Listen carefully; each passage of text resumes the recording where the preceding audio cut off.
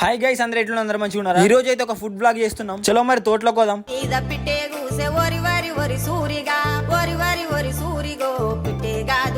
అచ్చైతే కింద సాంబార్ వెజిటేబుల్స్ అయితే కట్ చేసుకుంటాం. క్యారెట్, క్యాప్సికమ్ అట్లా.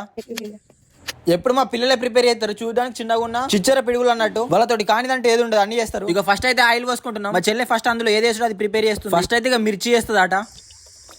అవి గోలని లేదు, నూనె గోలని లేదు వేసిర్రు.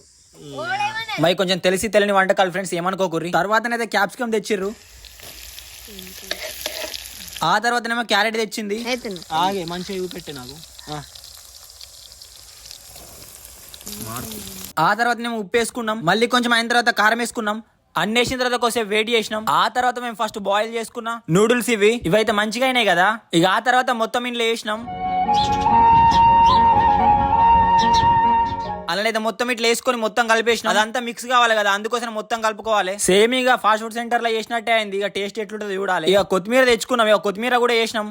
ఇక తిని చూద్దాం ఎట్లుంటుందో. మరి ఇంటికంచెలి ప్లేట్లు బీట్లు ఏం తెచ్చుకోలేపు, ఒక పెద్ద అరిటాకు తెచ్చుకున్నాం. ఆ అరిటాకులో మొత్తం వేసినాం. మీకు చెప్పలేదు, లాస్ట్ లో ఎగ్ కూడా వేసినాం. ఇక తిందామని అయితే అందరం అయితే కూర్చున్నాం. ఇట్లా మంచి స్మెల్ అయితే అసలే వస్తలేదు మరి ఎందుకు. ఇక తినుడు అయితే స్టార్ట్ చేసినాం. టేస్ట్ అయితే మంచిగానే ఉంది కదా. అప్పుడు అనిపించింది మన మనసు లేదనుకుంటే అది సాధించచ్చు అని. అందుకే మాకు ఏది చేయాలనుకోకుండా మనిషి అయి పుట్టినప్పుడు అన్ని చేస్తాం. ఏదైనా పని చేసేటప్పుడు అయితే బద్ధకం అయితే పక్కన పెట్టండి. మీ పనులను వాయిదా వేయకండి. 100% సక్సెస్ అవుతారు. నేను చెప్తున్నా కదా, మీరు చేసే పని అయితే మధ్యలో అస్సలు ఆపకండి. అది ఫెయిల్ అయినా సక్సెస్ అయినా దాన్ని పట్టుకుని 100% సక్సెస్ అవుతారు మీరు. ఇక ఇంటికి అయితే వచ్చిన మా ఇంటికి కొబ్బరి చెట్టు ఉంది. ఆ కొబ్బరికాయలు అయితే తెంపి వాటర్ తీసినాం.